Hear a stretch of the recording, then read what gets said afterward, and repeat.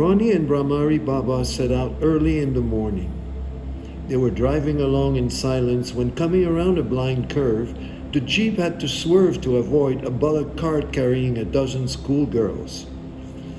Brahmari blew his horn and waved at them out the window. One false move and they could have all ended up dead in the ravine. But in India, you couldn't even think about such outcomes lest they might happen. After some time, they came upon a town at the confluence of two rivers. Where are we? Devaprayag, about halfway there. They drove for another hour until they pulled over in front of the Shankar Mat Monastery in Srinagar, Garhwal. The hermitage consisted of a temple, lecture hall, kitchen, and a few huts scattered throughout the property. Brahmari Baba asked if they could speak with the resident Swami. Sitting on a cushion in an octagonal room with no windows, the Swami spoke in Hindi to Brahmari Baba, who then told Ronnie. He says that Babaji has lived off and on in a nearby cave, not the Gorakhnath shrine across the way from here, but a more secluded dwelling up in the mountain. He came across Babaji once in the forest. He was doing Anustan up there, a purposeful penance, when he received his blessing. The Swami proceeded to draw them a rudimentary map of where they would find the cave. They drove a short distance to where the trail began, but soon the path became more challenging, and without direction the cave would have been impossible to find. They were humbled by the majesty of the forest enveloping them. After 45 minutes or so of walking uphill, they found the entrance to the cavern, a mere crack in a boulder atop a natural rock platform. An invisible energy gushed out of the sight, and they both began to laugh uncontrollably. Their hilarity stopped immediately when they entered the cave. Past a protrusion in the rock, aggregated in a small area of maybe 2 square meters along the far stone wall, were countless remnants of candles and camphor jyoti. Brahmari Baba lit a couple of them. At first sight, everything seemed ordinary. A natural oblong room in the rock, large enough to accommodate a few people. Brahmari Baba and Ronnie sat down and closed their eyes, soon losing track of time. The temperature in the cave seemed to get colder. Against the opposite wall, Ronnie saw a silhouette beginning to form of a man sitting in the lotus position. He seemed translucent and hovered above the ground. She felt warmth emanating from his presence. He had long matted dreadlocks rolled atop his head and crowned with Rudraksha beads that made him look like a popular depiction of Lord Shiva. He sported a thin grayish beard. Between his eyebrows, a red dot of kumkuma, the tilak, anchored the tripura, the 3 horizontal lines of sandalwood paste on his forehead, representing willpower, knowledge, and action. His facial features were thin and angular, his eyes clear and piercing. He wore a light saffron-colored robe that fully covered his body. Ronnie was compelled to open her eyes. Even though the candles had gone out and the cave was pitch black, the apparition held up whether her eyes were open or closed. She turned to Brahmari Baba, who was deep in meditation, nudged him softly and whispered, "Do you see what I see?" He neither budged nor seemed to hear. The figure looked her straight in the eye. "Hari Om, Veronica Rani Shri." His lips did not move, but the voice was deep and unctuous and seemed to resonate within her own womb. His accent was neither British nor Indian.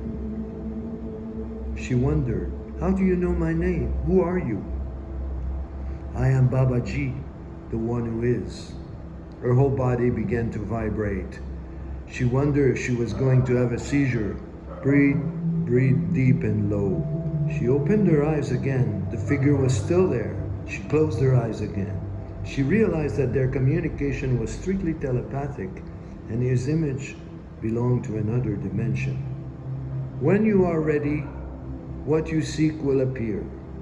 Whatever you do, wherever you are, you must have good thoughts. You must be aware. If you are not master of your destiny, you will be a victim of your fate. She opened her eyes again and stared at the apparition, who continued, "You are here because you have been many times reborn. You saved your mother from a life of misery and depression. There will always be people on your path who need help. Learn to recognize who they are and have compassion. Give and forgive, and you will be free. Do not make too many plans. Let life guide you, and your soul will be liberated." She wanted to say something, but she could not. She thought to herself, "How am I supposed to do this?" Don't lie, don't judge, and have no regrets. Don't let beliefs get in the way of experience. Experience leads to knowledge, and knowledge to wisdom. "What should I do now?" she asked in desperation. "Go to Mount Arunachala, we will meet again." She felt the apparition's eyes looking deep into her soul. An indescribable elation filled her whole being. She tried to hold on to the moment as the figure slowly faded away. She could not even tell if her eyes were open or closed. At that moment, Brahmari Baba struck a match and lit the remnants of a candle. There was no one in the cave but the both of them. "Did you see or hear anything?" "No." She told Brahmari Baba of the apparition. "The vision was yours to behold. You are blessed." In my novel, The Delhi Oracle, my main character, Ronnie, first encounters Babaji when she visits a cave where he has spent a lot of time and meditated for years in the past. As she sits down to meditate, an apparition begins to form, and she doesn't know what to think, if it's real or not. She is accompanied by her friend who drove her up there, but he is not obviously having the same experience. This is for her only what is taking place. She feels this presence emotionally, mentally, and physically. They communicate telepathically, and she feels the emotion of his words, but his body is not completely solid. It's as if he were translucent. This phenomenon is called bilocation.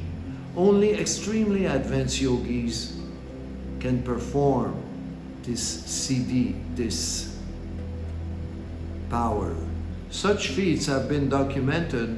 For example, in the Christian faith, Padre Pio was known to have appeared in remote locations, whereas his physical body was somewhere in his monastery. He would appear to others, not in the flesh per se, but in a form that was outside of the boundaries of the body, yet carried all the qualities of discernment, communication, and existence. Nowadays, this is not a known thing or a popular thing because people in the modern world are now tuned into the machines as opposed to the human frequencies. The Sanatan Dharma that dates back to like 40,000 years ago, there was no outside stimulus. The teaching were mouth to ear. It was a completely different usage of the human machine. In my book, the predisposition of my lead character, Ronnie, her samskara, what she has done with herself so far in this life to have those type of experiences, because as you see, she has accumulated a lot of good karma in a way, and she has taken responsibility for herself to a degree that is not common in today's world. Today's world is too many distractions, so people often do not have time to reflect. But she did, And therefore, that is why she is allowed those experiences that you will discover as you read the book. I hope you're enjoying it.